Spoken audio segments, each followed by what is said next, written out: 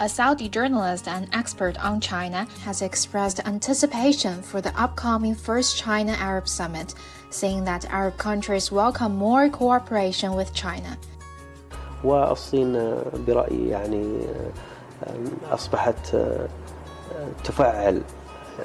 مد يد العون أو تفعل توطيد العلاقات مع الدول العربية، والدول العربية حسب ما نعتقد بالنسبة توجهها للصين هي فاتحة ذراعيها لهذا التعاون.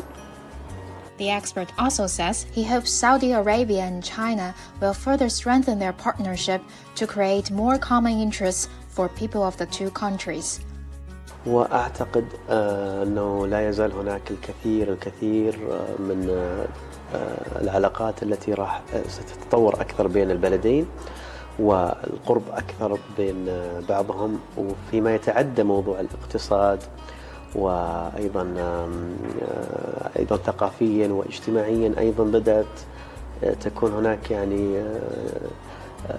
تقارب أو علاقات أكثر تتطور بين البلدين، وهذا ما نأمل ونتوقع يعني، خصوصا أن البلدين يعني لديهم يعني الرغبة الأكيدة في النظر لمستقبل من منظور متفائل وبمنظور يعني يسعى إلى تطويره إلى لما فيه مصلحة للشعبين.